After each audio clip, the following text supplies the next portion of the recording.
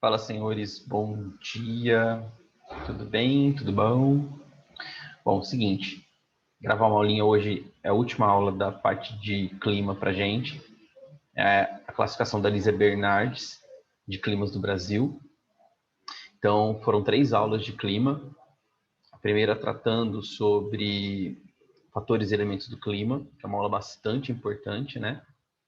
Depois outra sobre dinâmica atmosférica, onde a gente falou bastante ali sobre dinâmica dos ventos, força das correntes marítimas, a questão da força Coriolis também, né? Toda essa atuação nos sistemas de baixa pressão. E agora, o último que é a questão de climas do Brasil, que aborda especificamente aí essa classificação da Lisa Bernardes. A gente tem várias classificações, né? Temos a classificação de Strahler, temos a classificação de Köppen, são classificações que a gente não vai trabalhar, tá? Basicamente, uma classificação muito importante, a mais abordada, que é a classificação da Lisa Bernardes. Então, só para a gente começar a dar uma olhadinha, tem alguns slides escritos, algumas características aí, mas que eu prefiro comentar isso para vocês no mapa. Daí, se você quiser pausar, a fazer as suas anotações sobre, você fica aí à vontade, beleza? Então, esse é o mapa da Lisa Bernardes, para a gente fazer a análise. Acho que a primeira questão, e é sempre muito importante a gente se localizar, é que o Brasil é atravessado pela linha do Equador e pelo Trópico de Capricórnio, né? Então, o que marca a latitude 0 e o que marca uma latitude em torno de 30 graus, tá? Dá mais ou menos 27 graus aí, que é a do Trópico de Capricórnio. Então, qual a influência que essa latitude tem na relação do clima, né?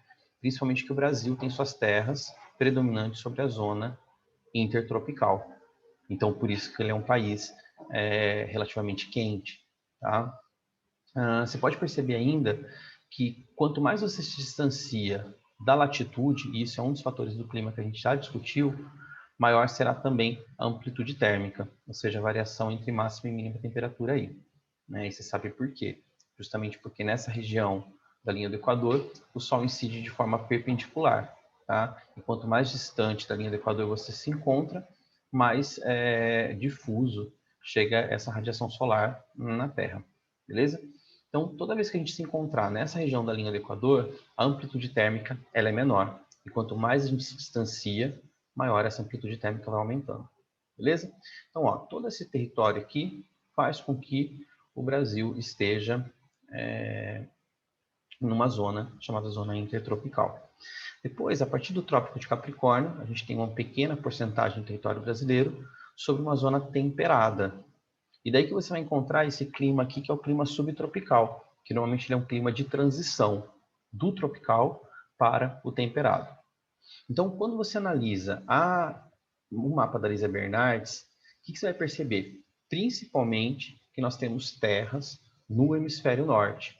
Então, nós temos o clima tropical no hemisfério norte também, que vai ser justamente o contrário do tropical no hemisfério sul em relação às estações do ano.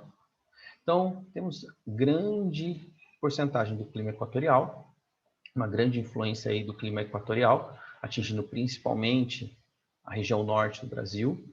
Temos o tropical, que a gente pode chamar de tropical típico, tropical continental ou tropical semiúmido. Temos o tropical semiárido, temos o tropical de altitude e o tropical atlântico. Então, a partir desse momento que você chama todos esses climas de tropical, a gente chega à conclusão que o clima predominante no Brasil é o clima tropical. Tá? É importante que a gente entenda, por exemplo, que o semiárido também é um clima tropical, apesar de ser semiárido, porque senão a gente vai ter que considerar o equatorial como clima predominante, não é o caso. E abaixo da linha do Trópico de Capricórnio, a gente encontra o clima subtropical, que é um clima, então, de transição. Beleza? E tem uma característica interessante para a gente pensar sobre, só a título de curiosidade, né?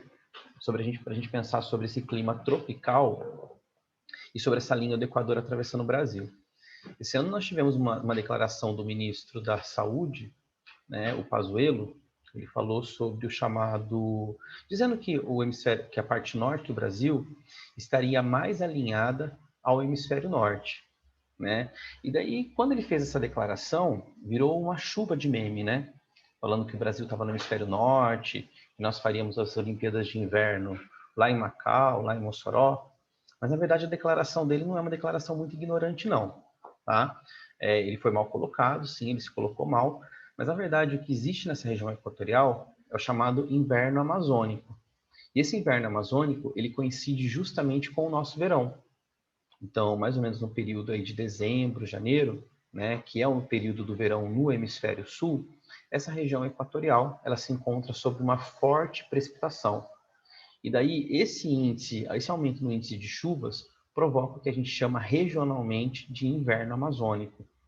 E daí também, consecutivamente, uma diminuição na sensação térmica dessa região, tá? Por isso que ele falou nesse sentido aí de estarmos mais alinhados.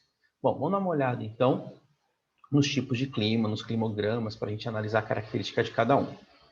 Aqui está passando para você a característica de cada um deles, beleza? Você vai ter aqui a questão das temperaturas, né, do índice pluviométrico, e também da questão da variação das estações do ano. Mas eu vou trabalhar em cima do climograma, daí eu faço as minhas anotações, beleza?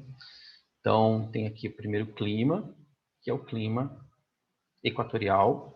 O clima equatorial, ele é um clima macrotérmico. O que significa isso? Que ele possui temperaturas elevadas durante o ano todo, tá? Então, a gente costuma falar que na região amazônica você só tem uma única estação bem definida, que seria o verão, né? Verão é verão, outono é verão, inverno é verão, primavera é verão. Então, é quente o ano todo. Ele dá uma média térmica a cerca de 26 graus Celsius, e daí que vale a pena você colocar também como característica principal a pequena amplitude térmica.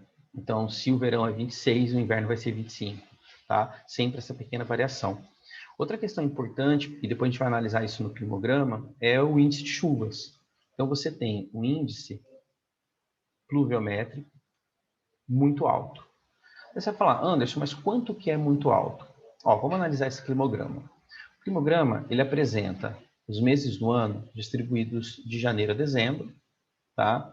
Os índices de chuvas medidos em milímetros e a temperatura medida em graus Celsius. Então, aqui você já percebeu, ó, temperatura média de 26 graus, né? E aqui no período do inverno, ele deu uma queda para 25. Então, isso configura o quê? Uma pequena amplitude térmica. Tá? Daí, quando você olha a questão relacionada à distribuição de índices pluviométricos, ele está chegando a cerca de 300 milímetros por ano. Olha, só para você ter uma noção, aqui na região sudeste, o índice de chuvas chega na casa de 1.500 milímetros por ano. Se você fizer uma média aqui de cerca de 300 milímetros por ano, não vai dar isso, tá? Você vai ter mais de 3.000 milímetros por ano. Então, é mais do que o dobro da nossa região. Agora, no caso da região amazônica, você vai encontrar regiões que chovem 5.000 milímetros por ano, né? Outras que chegam a chover 8.000 milímetros por ano. Ou seja, é uma coisa absurda, tá? É balde de água caindo do céu mesmo, beleza? É muita água. Então, você tem aí, ó, clima equatorial, clima macrotérmico, média térmica de cerca de 26 graus Celsius, pequena amplitude térmica, e o índice pluviométrico alto e bem distribuído durante o ano todo. Então, é quente e úmido. Agora, uma questão interessante para a gente pensar é que nós temos aí as chuvas de convecção, as chuvas convectivas, tá? Que vão ser favorecidas pela chamada evapotranspiração. Lembra que em cima da Amazônia você tem os chamados rios voadores, os rios aéreos, né? Essa região equatorial, ela não chove muito por conta da floresta apenas, não, tá? Ela chove muito porque ela está na região equatorial. E do ponto de vista do globo, a região equatorial é uma região que tem o maior volume de água. E, consecutivamente, essa água, a gente já viu, né, a partir da célula de Hadley, ela configura uma maior precipitação nessa zona aí, tá certo? Mas daí, na região amazônica, você tem a maior influência da precipitação, também por conta da evapotranspiração, que é o que marca essa corrente de convecção, né? Então, as chuvas de convecção funcionam como, né? O ar ascende, pega essa umidade relacionada à vegetação, à evapotranspiração, tá? E depois ela ocorre a precipitação em forma de chuva. Perceba que quando eu falo precipitação em forma de chuva, é que eu posso ter precipitação também em forma de neve, em forma de granizo, tá? Mas no Brasil, na maioria das vezes, é em forma de chuva.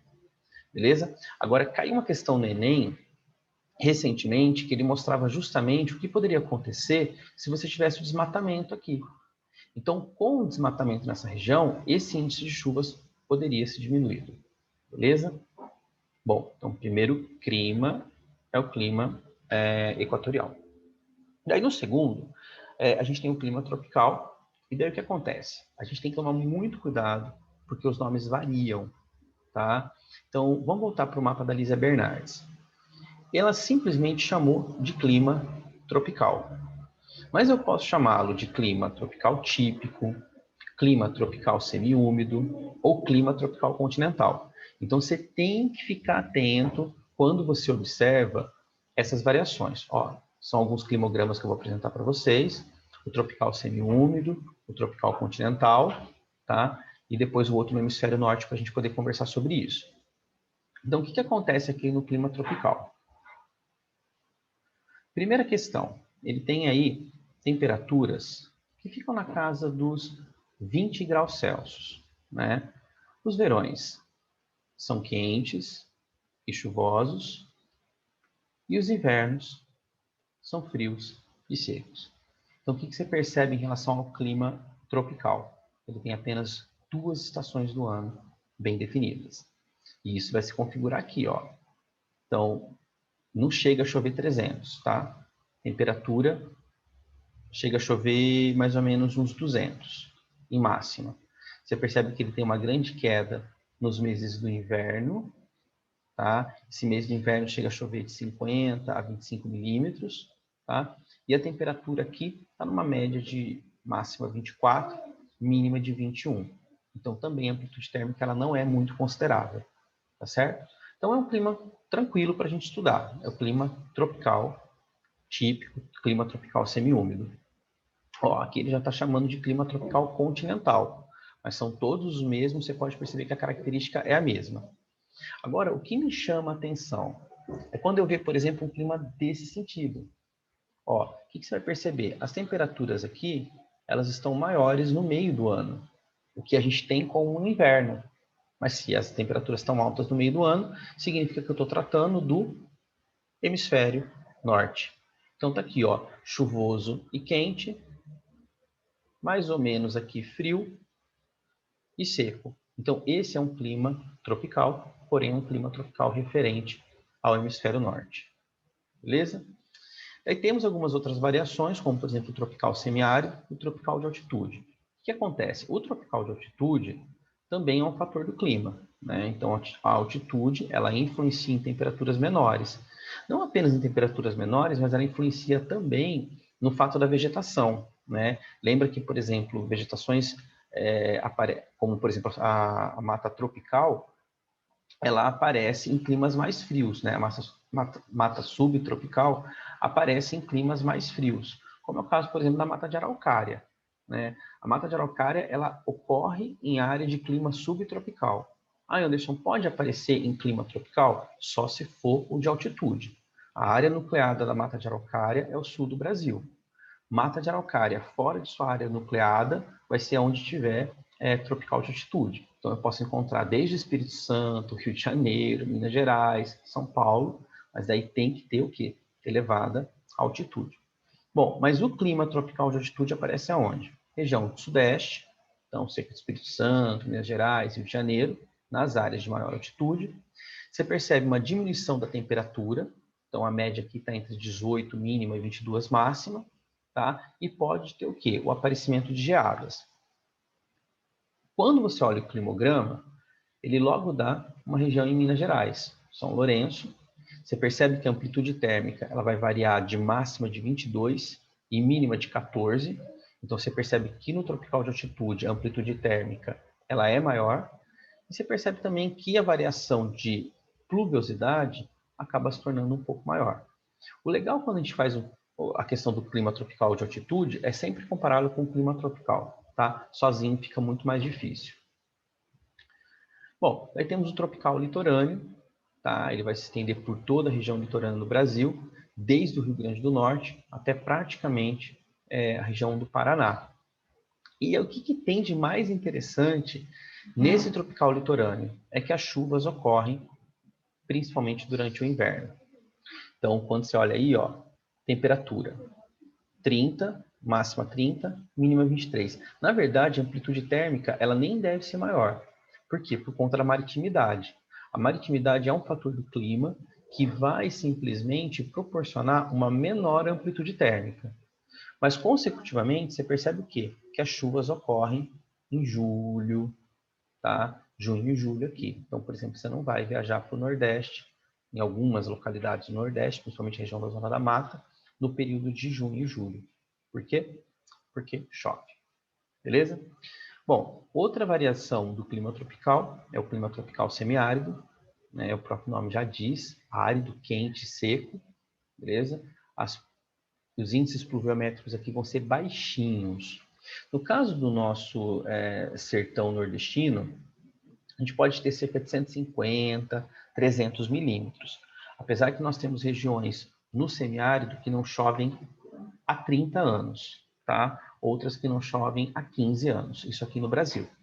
Então, o clima semiárido, ele apresenta temperaturas elevadas durante todo o ano e índices de chuvas baixos, tá? Cerca de 300 milímetros por ano aí. Belezinha? Agora, outra característica interessante do semiárido é que ele apresenta uma grande amplitude térmica diária. Ou seja, durante o dia é muito quente e durante a noite essa temperatura acaba caindo. Então, quando a gente viu lá, só para a gente pensar como esse clima pode influenciar no relevo, né? Nós já estudamos relevo, e você sabe que o relevo nessa região do semiárido, ele tem uma enorme fragmentação das rochas, que é o chamado intemperismo físico. Né? Então, quando ocorre o intemperismo físico, ele ocorre por quê? Decorrente da chamada termoclastia, que é essa oscilação de temperatura. Durante o dia muito quente e durante a noite já se esfria, pela ausência de vegetação também na região. Tá? Então, uma vegetação mais espaçada. E o último clima é o clima subtropical, que é um clima de transição do tropical para o clima temperado. E daí você percebe o que aqui? Vamos ver o que tem de interessante. Clima subtropical. Primeiro, temperaturas amenas, índices pluviométricos bem distribuídos, tá? Aí vai variar esse índice de chuvas de cerca de 1.700 milímetros, mas você não tem estação seca.